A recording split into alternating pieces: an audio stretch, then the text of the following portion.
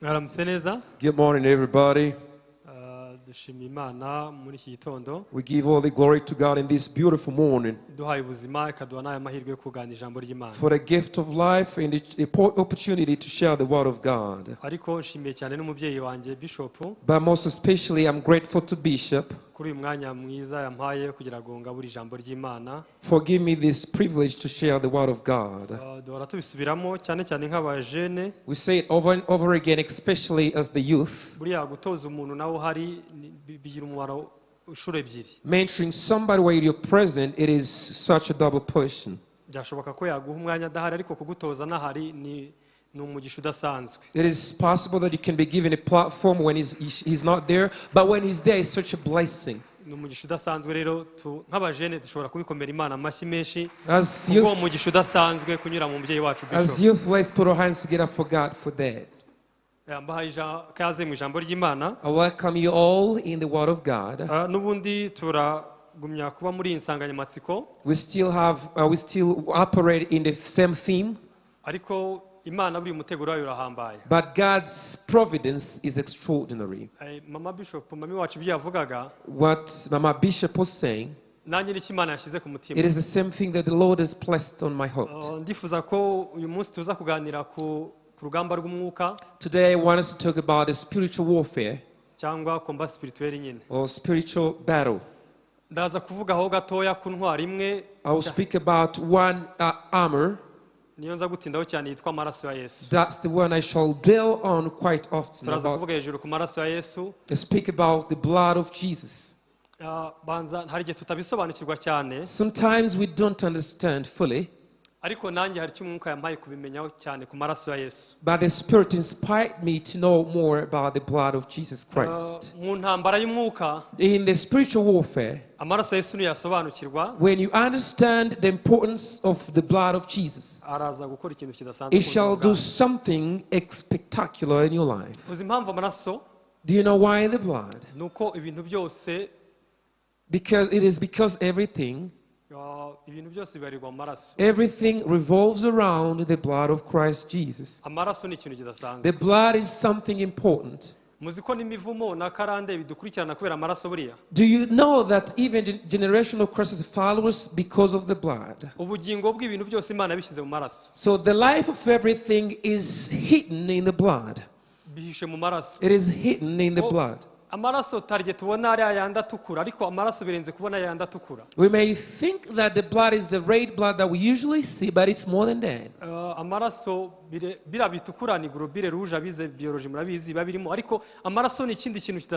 Those who study biology, global cells, but if you understand the blood, it's even more important than that. Even our genes runs in the blood. Do you know that the blood follows you whether you like it or not? If you are born in a certain blood, it shall surely follow you because it's got power. But we speak of the gift of God, of the blood of Jesus Christ. The blood is something special. The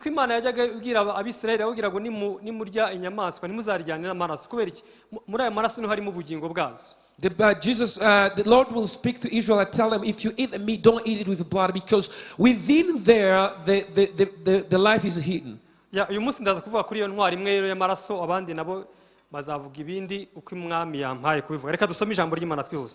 read the word of God without further ado.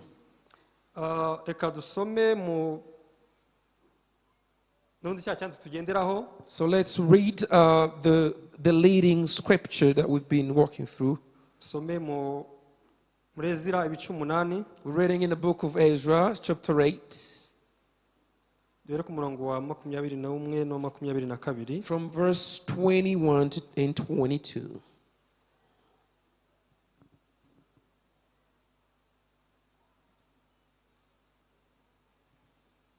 Twahageze dusome, reka dusome mu izina rya Yesu.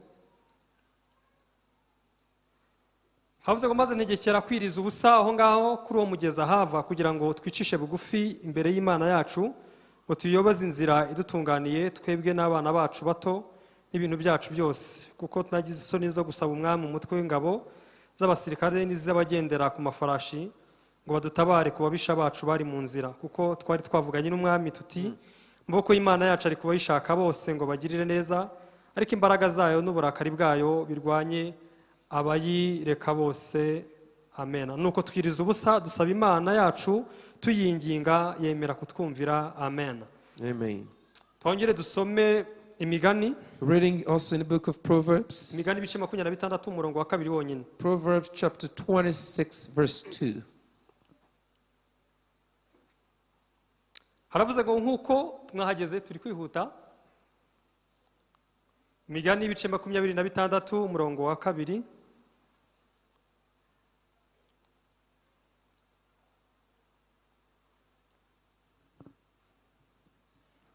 Havuze ngo nkuko igishwi kijarajara n'intashya uko iguruka, niko umuvumo w'ubusa utagira uwufata.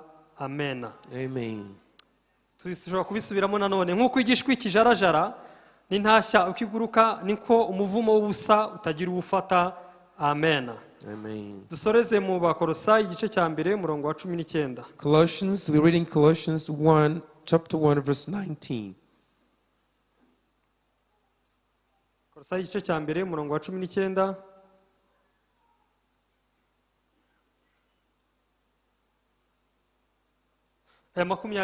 Makumyabiri 20, sorry. Igice cya mbere umurongo wa 20. Haravuze ngo kandi maze kuzanisha amahoro amaraso yo ku musaraba we, imwiyungisha n'ibintu byose ari byo ku isi cyangwa ibyo mu ijuru. Dusubiremo. Kandi maze kuzanisha amahoro amaraso yo ku musaraba we, imwiyungisha n'ibintu byose ari byo ku isi cyangwa ibyo mu ijuru. Amen. Amen. Ababyeyi bacu baduteguriye insanganyamatsiko nziza muri kino muri iminsi 21 yo gusenga no kwiriza ubusa kuyoboza Imana inzira. We had such a wonderful theme, asking guidance from the Lord. Twagendeye muri kino cyanditswe kandi turacyakigenderamo. We walked through this scripture and we're still operating in it. Aho Imana yayoboye Ezra ndetse n'abantu yari ayoboye. Where God led Ezra alongside all the people that they were with. Twibukiranye ko Ezra yari kiciro cya kabiri cy'abantu bavaga muri Babuloni. So we remember that Ezra's people were the second division leaving the place. Ikiciro cya mbere cyari kiyobowe na Zerubabeli. This first division was led by Zerubbabel. Aho yari kumwe n'aba Yoshua b'umutambyi, yari kumwe n'abahagaye nk'abahanuzi. Where he was with Joshua and other prophets. Hanyuma ikiciro cya gatatu nicyo tubonamo Nehemiya. And the third division is where we see Nehemiah. Buri kiciro cyose cyari gifite misiyo kigiye gukora. Every division was assigned a specific mission. Ikiciro cya mbere cya Zerubabeli cyari kigiye kubaka urusengero rw'Imana. The first division was to build the church of God. Hanyuma ikiciro cya kabiri cya Ezra, the second division of Ezra, urusengero rumaze kubakwa rumaze gutunganywa neza, when the church was fully built, nusoma bice 7 umurongo wa 10, when you read chapter 7 verse 10, Bibiliya tubwira ngo Ezra yaramaramaje mu mutima yo gushaka amategeko y'Uwiteka. The Bible tells us Ezra was determined to fulfill the statutes of the Lord. So kuyashaka gusa ahubwo no kuyasohoza no but also to keep them and to fulfill them. Hanyuma no kwigisha Abisiraheli. And to teach the Israelites. We misiyo Imana yari yaramuhaye. His mere mission given by God. No kongera kubaka igihugu. It was to build the country again. No kubaka igihugu ariko gishingiye ku bwami bw'Imana. It was to build the country that is pleasing to the kingdom of God. Hanyuma Nehemiya we aza bwa gatatu. Nehemiah came the third time. Aje kubaka amarembo, aje kubaka amakorotire. To build the gates that were broken down. Mu byumweru bishize twigaga kuri destiny cyane. Last week we deeply talked about destiny. Bivuze ngo mu mugambi w'Imana buri wese afite umwihariko we mu cy'Imana imuhamagariye gukora. So which means in the plan of God everyone has his uniqueness. Ikibazo kiba nuko tweshe dushaka gusa. The problem is that we want to imitate others. Ngashaka kuba wowe nawe ugashaka kuba njyewe. You want to imitate me, I want to imitate you. Ariko Imana ihaye abantu umugambi. But when God gives you a certain directive, buri wese bifite task yamuhaye. It means you have a specific task given to you. Hari ibahaye ababyeyi bacu nka bishop. There is what he gave to bishop or parents. Hari ibahaye abadiakoni. There is what he gave to deacons. Hari ihaye abaririmbyi. There is what he gave to choir. Hari abagabo. To men, abagore, to women, ndetse n'urubyiruko. Even youth. Rero kutamenya uwo mugambi Imana igushakaho ahantu ni ikinyako. So failing to understand the plan of God is such a taboo. ariko mu bimwe bituma abantu batamenya umugambi w'Imana, but some of the things that prevent people from knowing the plan of God, ni baba bishaza za ntambara z'umwuka. they are the spiritual warfare we're talking about. Bibiliya tubwira uburyo muri Efeso bice 6 umurongo wa 12. Ephesians chapter 6 verse 12, the Bible tells us. Hatubwira uburyo tudakirana n'abafite inyama n'amaraso. It tells us how we do not wrestle against the flesh and the blood. Intambara yacu ntabwo ari inyama n'amaraso. Our warfare is not for the flesh and blood. Impamvu tumutagera kuri destiny ntuzayitekereze mu bw'inyama n'amaraso. What hinders you from reaching your destiny? Do not think about flesh and blood. Ntuzayitekereze ngo ni runaka ukwanga. Do not think it's somebody hates me. It's somebody bewitching you. The spiritual warfare we face is spiritual. The Apostle Paul addressed the Ephesians and showing them the battle we fight, explaining the enemy in 4 ways. He said we fight the authorities. We fight with people with power. We fight with cosmic power, a principality and evil spirits from the spiritual realm. These are 4 levels. Our spiritual warfare is not about the flesh.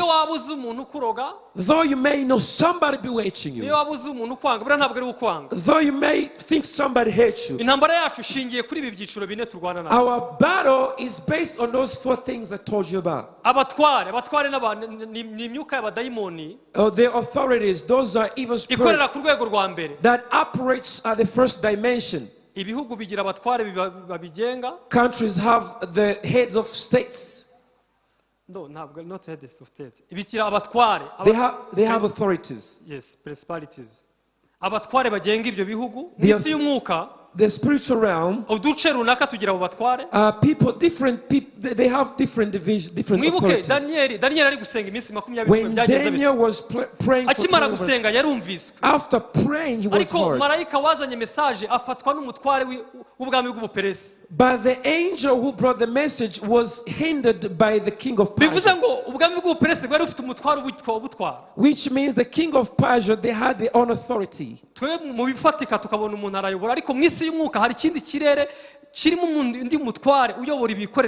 Spiritually, we might not be able to see that there is something happening in the spiritual realm. The angel who brought the message could not deliver the message. It took Michael, who was in charge of spiritual warfare. Michael came and fought that authority and brought the answer.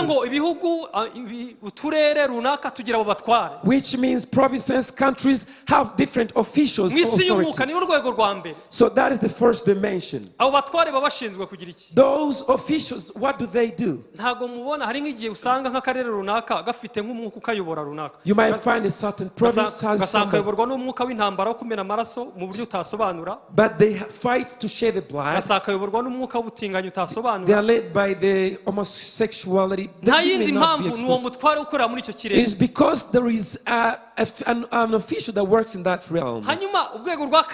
The second dimension, they are those who have power. So people with power, what do they do? They are in charge of accomplishing the agenda of the authorities. To implement the agenda.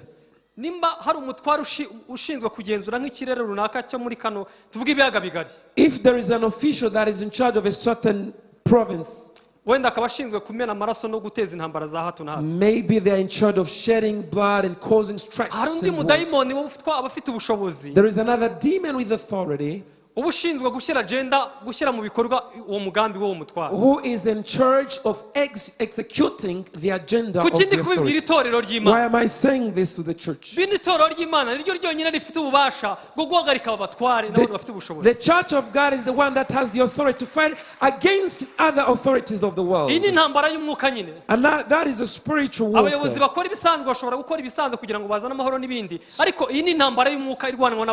Spiritual leaders may do whatever they can in their power to solve the problems.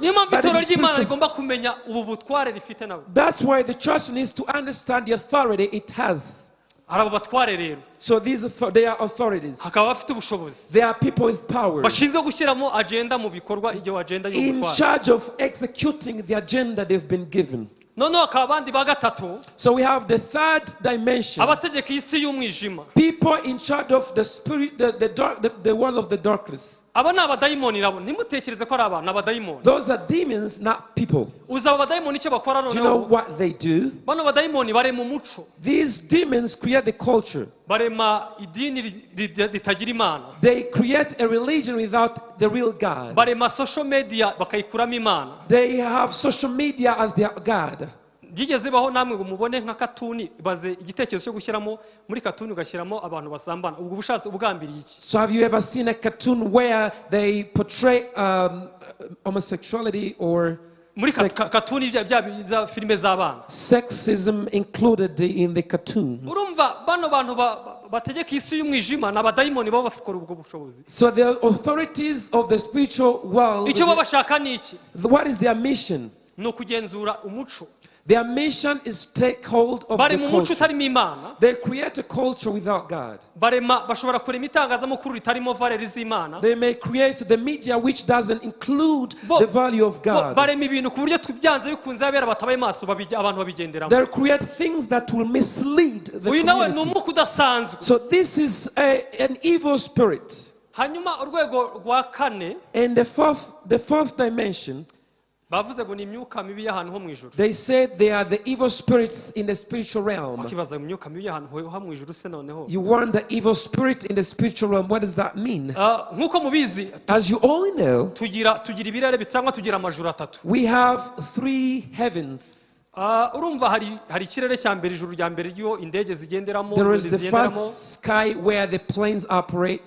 hanyuma hakaba icyo kirere cya kabiri tutabona twebwe aho iyo myuka ikorera. The second invisible realm where the evil spirit operates that we cannot see. bahita ijuru naryo. It is also called heaven. Hakaba n'ikindi kirere cya gatatu rero cyitwa ijuru nono rya nyaryo. There is also the third heaven which is the real heaven. Muzi mukundwa Pawulo muri bukatwandikira. You know when the apostle Paul addresses, aratwandikira atubwira ngo azi umuntu wageze mu ijuru rya gatatu. He addresses and says, I know the person who made it to the third heaven.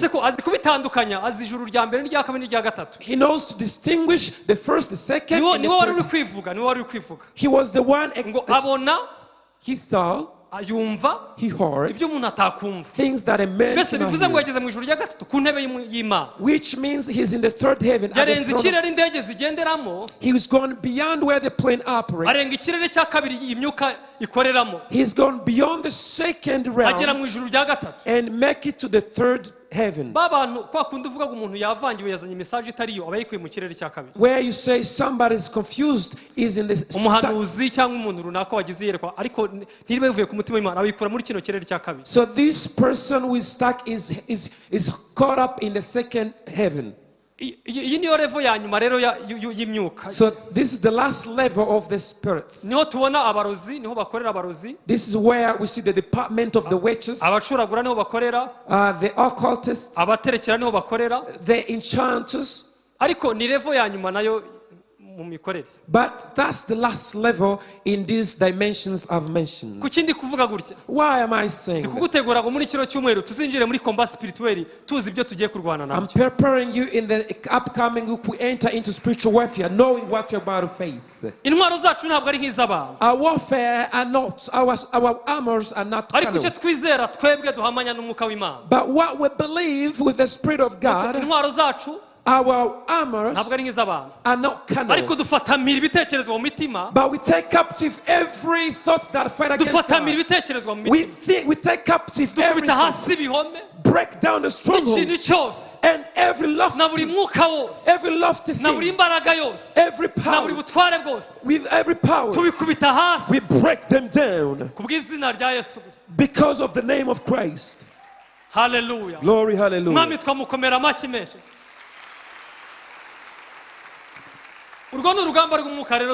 That is a spiritual warfare we've come in. Today I will speak of one weapon which is the blood of Jesus. So they once Israel used one weapon that is called fasting and prayer. ariko uyu munsi turavuga ku maraso ya Yesu. But today we shall speak of the blood of Jesus. Uzi impamvu amaraso? Do you know the blood? Amaraso ni ikintu kidasanzwe. The blood is something unique. Uzi ko? Do you know? Reka tujye mu bisanzwe byacu by'ubuzima busanzwe. Let's look at our normal everyday life.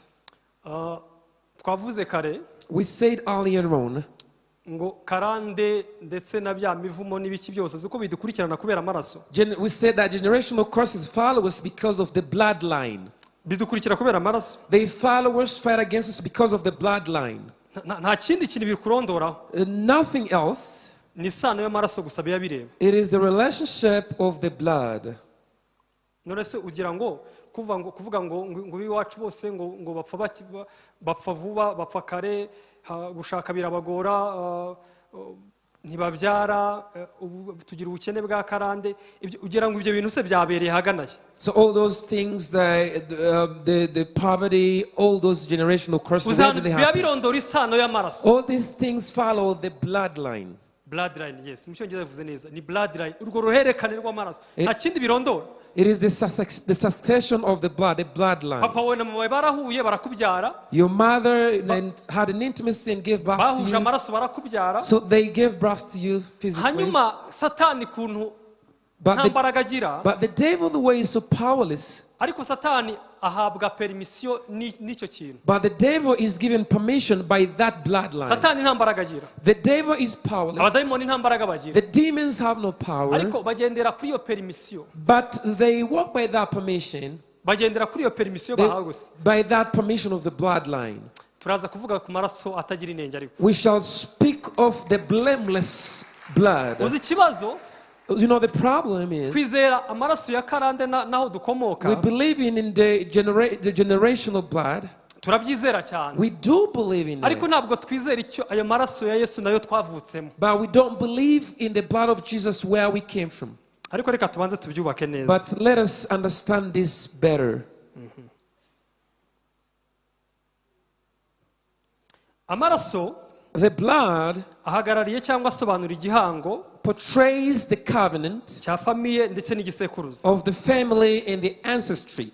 Usomye mu byanditswe, when you read the scripture, amaraso abasobanura kamere identity ya famiye. The blood symbolizes the family identity. Amaraso abasobanura igihango. The blood symbolizes the covenant. Buriya identity yawe, your identity, turacyavuga abo twahozebo. We are speaking of the old identity, who we were.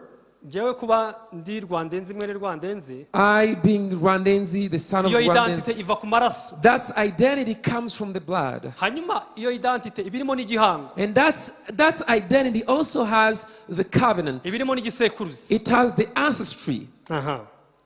Hanyuma kuki se imivumo cyangwa karande cyangwa kuki bitufata? So why do curses follow us?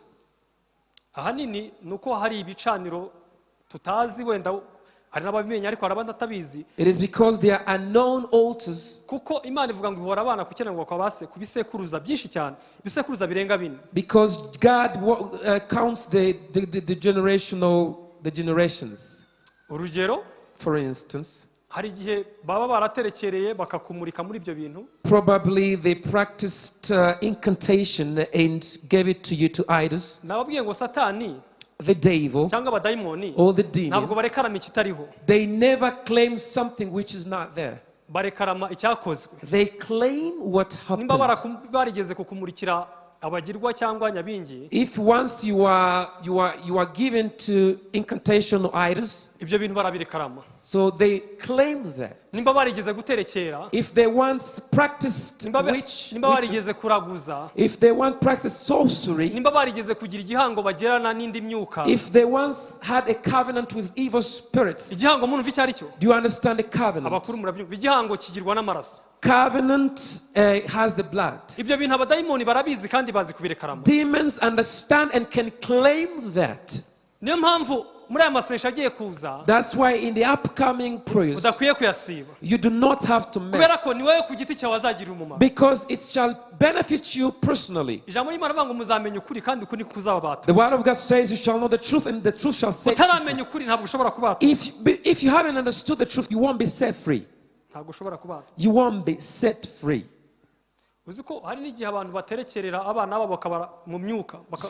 Sometimes people practice sorcery and their kids are given to evil spirits. Bakabaterekerera nyine bakabaguha mu mwuka bakaguha. They incant, they give them to the evil spirits. Uzi impamvu bikugeraho? Do you know why it comes? Nuko mufitanye isano y'amaraso. It is because there is a relationship of the bloodline. Nta kindi. Nothing else. Ntabwo ariko bavuze amazina yawe. It's not because they mentioned your names. Oya. No way. Nuko muhuje isano y'amaraso. It is because you share the bloodline. Imiterere yacu. So in our nature, cyangwa ibitero duhura nabyo bya buri munsi, all the attacks that we face daily, ahanini biba byerekanwa nyine bishingiye n'iki kintu cyatubayeho. They are mainly characterized by what has happened to us. Umuryango wacu dupfa vuba. Some say there is premature death in our family. The poverty cycle. Iwacu nta ujya yubaka twose turadivorsa no kuri masenge no kuri data wacu bose baradivorsa nta ujya yubaka urugo rukomere. The divorce cycles, no one ever has a well established relationship. Hari ubusinzi bw'akarande. There is a drunkenness. Hari ubusambanyi butavugwa. Nubwo nakijijwe ariko ubusambanyi buracyankurikirana. There is a generational prostitution that follows you even after being saved. Twese tutwara inda zitateganyijwe mu muryango. Unwanted pregnancies mostly come to us. Ibyo bintu bibaho murabizi? Do those things happen? Do you know them? Umwanzi nta kindi abakoresha rero, abakoresha isano y'amaraso. The devil uses the bloodline. Akavuga ngo uyu muryango ariko hari ibyanjye ufite. And he says, this family has got something for me. Uyu muryango hari ibyanjye ufite. This family has got something for me. Hari igihango dufitanye. So we have a covenant. Hano hari ukuntu akabireba wowe utanabizi. You do not even understand it. Your parents are unaware. Your grandparents are not unaware. But it runs in the bloodline. So the blood is something special. The devil is our accuser. He's powerless normally. But do you know what he bases on? His grounds is your permission on the right you've given to him. Why do we speak of the blood of Jesus? What I was saying, even if you don't understand it, but understand this greatly. Why do we speak of the blood of Jesus as a great spiritual weapon? Yes, all those happened. What we are speaking of the blood of Jesus. The blood of Jesus. If the generational blood can have an effect on you, why can the blood of Jesus do something special? We do not believe it as it should. Where we read in Colossians 1:19, the Bible says when he had brought peace by the blood shed on the cross, he reconciled them with everything, whether be it in heaven or on earth. What did Jesus teach us? How did Jesus reconcile with us? It is the blood. The peace from the cross was brought by the blood. When you read Colossians chapter 2, verse 14 and 15, it tells us that the letter that was accusing us, we had accusation. We really did have a there were a lot of allegations against us basing on the bloodline. So the letter that was accusing us, he removed it by crucifying it on the cross. There was the letter that accusing us based on the bloodline. That's why curses follow us. That's why generational curses follow us. Because there was a letter of customs that were accusing us. And what was accusing us was right. What Christ did on the cross was, when he came to the cross, he got the letter of customs who were accusing us and replaced it by crucified on the cross. And what did he do on the cross exactly? He defeated the authorities. He defeated the authorities. He defeated the officials. He overcame them because of the power of the cross. Hallelujah, hallelujah. Hallelujah. The blood of Jesus, it is a special weapon in a spiritual warfare. The blood of Jesus, it is the one that changes our identity. By my nature, the generational curses follow me. I have the family identity. Their failures follow me. But the letter of customs were accusing me. I'm not a son of Rwandenzi anymore, because I was born in a different blood. I belong to God, and not because of my will, but because of the blood that was shed. Hallelujah. Glory, hallelujah. Do you know why?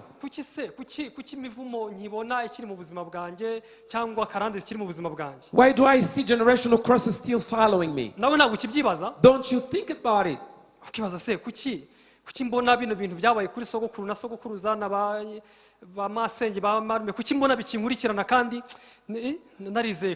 Don't you think about the generational patterns that follow me from the grandparents to you? It's still happening to you. You see, the devil is not overcome by any other thing except the revelation that we have. And something shocking, departing from the generational curses is a process. Sometimes we are in the process of healing, of overcoming the generational curses. And you keep speaking of those things, yet you left them.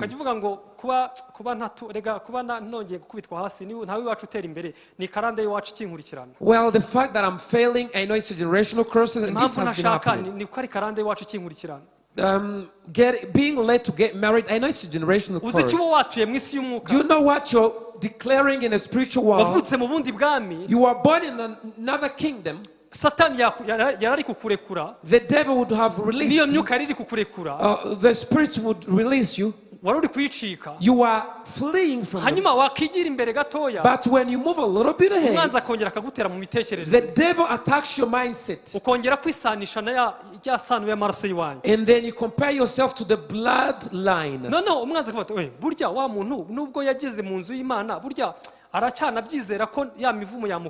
And then God is surprised to see you still believe in generational curses following you. You still believe that the poverty you have is generational. He still believes that the reason why he's late to get married is generational curse. The devil has no power, but we give him the power. So he walks by that. It is okay for me. If I'm on the journey recovering from the generational poverty, I do not compare myself to God. Though I am not fully recovered, I am in the process. I cannot declare that I'm poor. Though this is a generational disease, but I do not give the devil the right.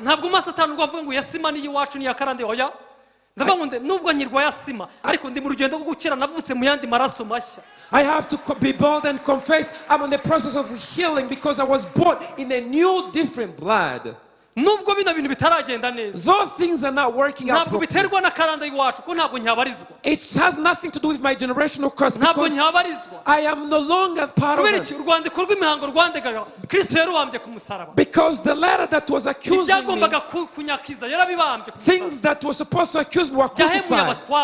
He defeated the authorities. Though I haven't, Though I haven't experienced it, but I am telling the devil,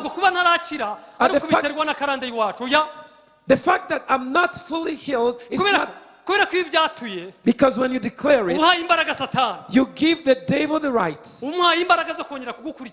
You give him the prerogative to keep following you. So the process is important. It's not something that happens right away. But change your minds. Change your thinking. Do you know one thing you have to do is to fight the battle of your family. If your family is still stuck in the generational curses and you still count yourself, what will be the difference? There won't be any difference. Those things are not okay. Inform your mind. Inform your mindsets. Tell it those things are not 100% okay. It has nothing to do with generational curse. It has nothing to do with the curse. But I'm in the process. What did Proverbs 26:2 say? Hear what the Bible says. Proverbs 26 verse 2.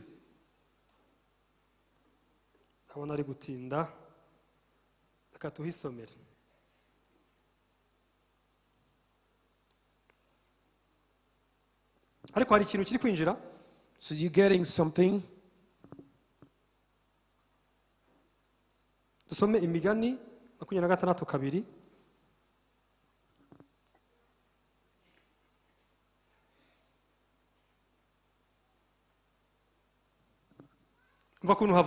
This is what the Bible says. Nkuko igishwi kijarajara n'intashya uko iguruka niko umuvumo w'ubusa utagira uwufataho.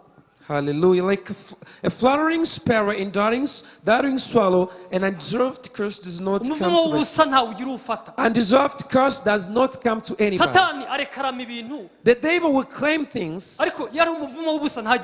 but when it's undeserved curse, it doesn't do anything to you. In a spiritual warfare, when you have not understand the importance of the blood of Jesus, you move a little bit ahead and you fall down.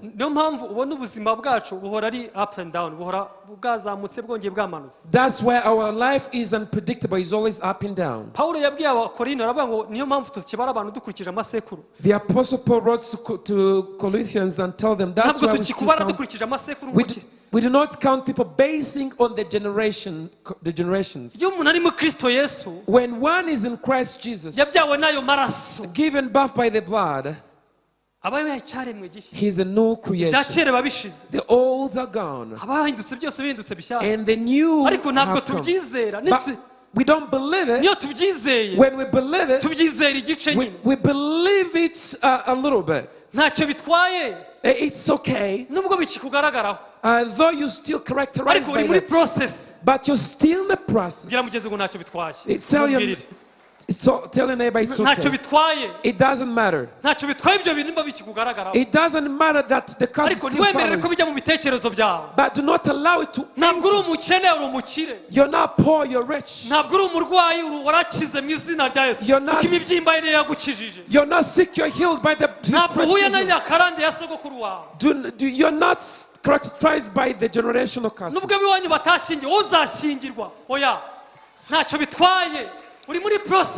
It doesn't matter as long as you're still in the process. The reason why you're born in a new kingdom, you got new blood.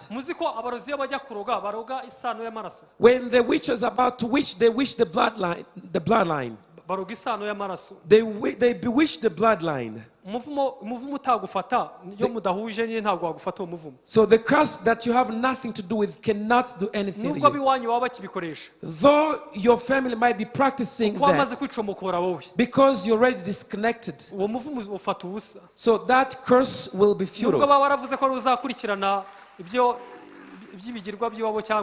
Though they said that you shall be one of them. Nubwo baba baragize umukuru w'umuryango uzakurikirana iyo mari y'umuryango. So whether they could be somebody who will be in charge of following. Kubera ko umuvumo w'ubusa ufata ubusa. Because undeserved curse will catch wamaze kwidekarara mu isi y'umwuka. You've declared yourself in spiritual world. Iyo amaraso ari kugushakisha arakubura. So when that blood seeks after your life, it doesn't. Ayo maraso ari kugushakisha arakubura. When they are hunting your life, they can't get you. Aravuga ngo rose uyu nguyu ko tutamubona muri karande ziwanyu. They say we cannot track this. We cannot track him in our generations. Where is he from? Tell them Hallelujah, hallelujah. Hallelujah. There is another blood I was born into. It's the blood of the Lamb, which is blameless, which is pure blood. Muzi impamvu abantu bajya kuraguza bakabatuma nk'amaraso bakabatuma nk'inyamaswa inkoko ihene babagira ngo bashimangire icyaha gitambo. Do you know why people amaraso ari ikintu gikomeye cyane. Amaraso ni ikintu kidasanzwe. So blood is something special. Biconnecta biciye mu maraso kugira ngo bakubone bakuragurire neza baragurira abo bantu babo neza bamusaba isake kugira ngo bamene amaraso musaba ihene bamusaba iki na amaraso. For the witches to be able to operate properly, they will actually ask you something that they cannot bazi iby'umwuka nabo barabizi. The demons understand the spiritual matters. Babagira ngo biconnecte niyo bloodline nirwo ruhererekana. They want us to connect to the bloodline there. Ariko twege turavuga amaraso y'umwana w'intama. But we are speaking of the blood of the Lamb that connected us to God, reconciled us with God. So we received a new birth that was not given to us by parents, but given to us by Christ Jesus. So the letter of customs that were accusing us, he removed it by crucifying it on the cross. He removed it from us by crucifying it on the cross. The name of Jesus that shed the blood. Let me tell you the good news. This Christ we believe. This Christ we followed. He's so powerful. He's got power. amaze gukora kiriya gikorwa cyo kumena amaraso akaducungura akatugira abana b'Imana. So the Bible tells us after shedding the blood and redeeming us, becoming the sons and daughters. Mu Bafilipi bice bibiri. Philippians 2. Uzi ko yagize ubutware. He had the authority. Abugira mu ijuru. He had it in heaven. Abugira mu isi. He had it in the world. Abugira ni kuzimu. He even had it in the Hades. Mu ijuru baramupfukamira baravuga ngo uyu koze iki kintu ninde ni Kristo. The heaven was surprised and bowed down. Ibizima n'abamarayika barahindukira. The living creatures bowed down. Babona umurimo Kristo akoze ku musaraba. They saw the act performed by Jesus on the cross. Mu ijuru bahora mupfukamye bamuramya ngo bavuga ngo nta wundi wenze ikimenyetso, nta wundi wakoze umurimo udasanzwe, nta wundi wacunguriye Imana abantu. The heaven is perpetually worshiping and praising Him. The heaven approves of His worship. It's the great act of shedding the blood and reconciling us with Jesus, reconciled us with God. And He said, I've given birth to this. I've given birth to this. And the whole heaven knelt down. He was given a name that is above other names. All the tongues confess the name of Jesus. All the knees kneel down for the name. Why? Because of the acts, because of the work He did, because of the work He did. He did on the cross. He got the power from the devil. He got the power from the devil. The letter that was accusing us, he removed it by crucifying. Glory. When the word saw such a wonderful act, when the word saw such a wonderful act, it says we are going to submit. I must submit to the king. I must submit to the king. The word was afraid to face him. They said, I cannot see my king. There was obscurity. Do you know what was happening in the world? The word was obeyed. The sun son obeyed it said I should not shine again. Because the act Christ He's removed the letter of He has reconciled God with people. He has reconciled us. Things that men couldn't do, He did. A miracle that happened. The head is shook. A greatest miracle. The hell heard the news. And it shook. The demons shook. The devil shook. He was afraid of one thing. Afraid of the blood that was shed. He was afraid of the blood that was shed. The devil is afraid of the Satan was afraid of the blood. He shook terribly. The whole head is shook. He shed the blood. We are forgiven. He is forgiven. He's saved. He's received the new life. He's received hope. The one who was oppressed. The one who was condemned. He's born again. He is baptized. He is born again. When the hell heard the news, they all shook. The devil is got no power. He only walks by laws. He understands the laws. He knows the laws. He only knows the laws. But you shall know the truth, and the truth shall set you free. In the hymn book 86 song, he sings of the Savior.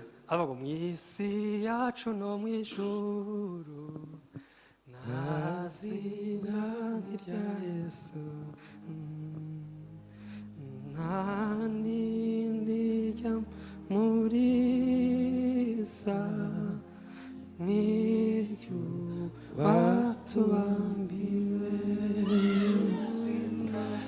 iryo zina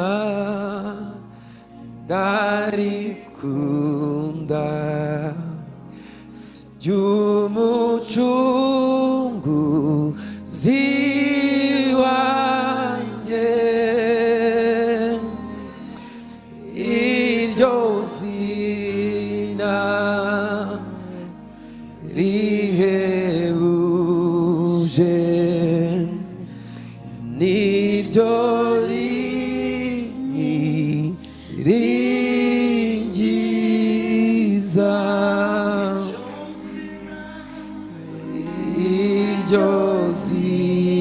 Ushaka tukaririmba indirimbo tugiye gusenga. Turizamurira amaboko iryo zina. Ry'umucunguzi wanjye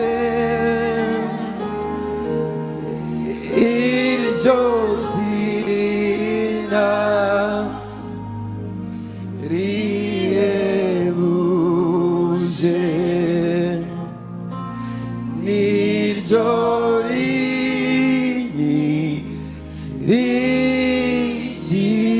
Iryo zina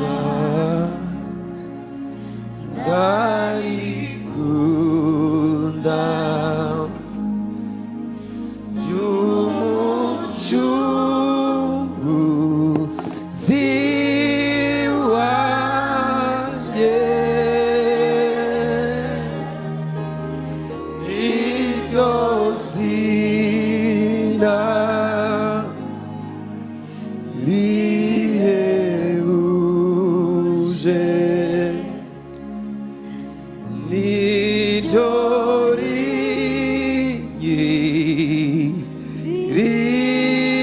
ryiza. Hallelujah, hallelujah. Iryo zina. That name. ntabwo mwacungujwe amaraso y'ibitungwa cyangwa y'ibindi. You're not redeemed by the blood of the amaraso y'umwana w'intama. You are redeemed by the blood of the Lamb. Blameless blood. Ayo maraso adukura muri karande na kavukire zacu. The blood that takes out of generational curses. Ayo maraso atwunga n'Imana. The blood. Ntabwo tugitekerezwa dukurikije amasekuruza. We are not considered according to our urugamba rw'umwuka turwinjiyemo. When we enter in the spiritual realm, by the blood of the Lamb, we believe in the victory. Hallelujah. Glory, hallelujah.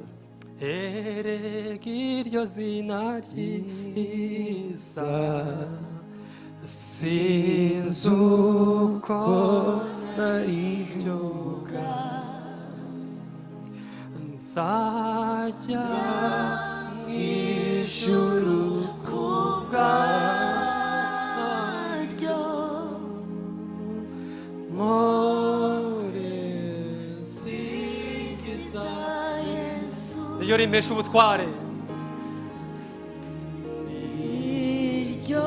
iryo riguhesha ubutware bwo kunesha.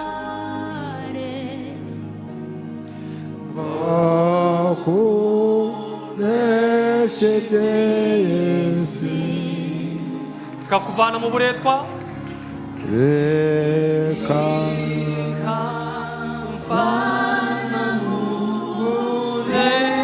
narindi niryo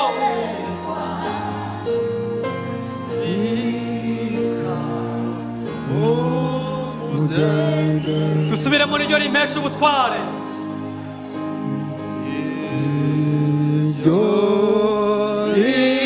Narindi riduhesha ubutware no kunesha,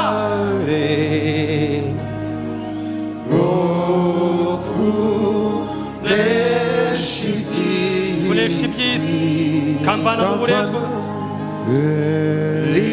kuvana mu buretwa. Uyu munsi uburetwa bwose ikaguha umudendezo.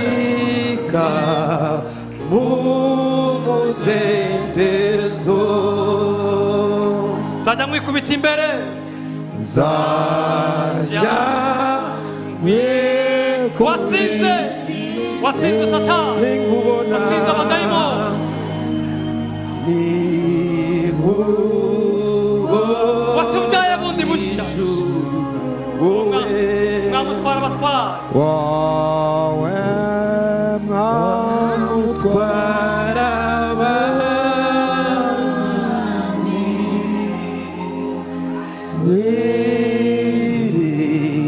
niringire usingizwe. Erega iryo sinza sinzi uko naryogeza, iryo sinzi uko naryogeza, sinzi uko naryogeza. Nzajya mu ijuru ku bwaryo, nzajya mu ijuru ku bwaryo.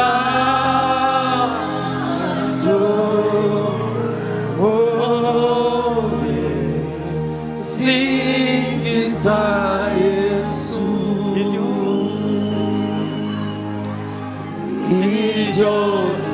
iryo zina ryadutandukanyije, turarikunda.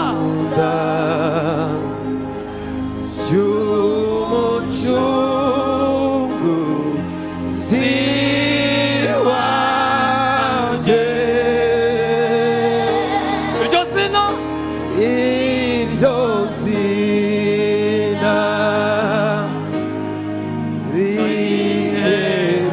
riheruje,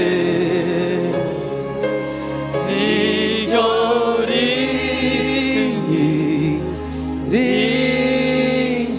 ringiza. Reka dusenge Imana. Let's pray to God now. Ugiye gusenga, we're about to pray. ugiye gukora dekararasiyo mu isi y'umwuka. We are going to declare in the Ntabwo spiritual ukivuga realm. kwa runaka, You are not a son of so and wavutse mu so. bundi bwami, You are born in a new ntabwo kingdom. ugifite isano n'amaraso na You are hariya, not related to the hari n'isano generational n'amaraso curse. wihuje nayo. You relate to the blood of Jesus. Nubwo bitaratungana, Those things are not completely ariko uri muri okay. process But you are in the process.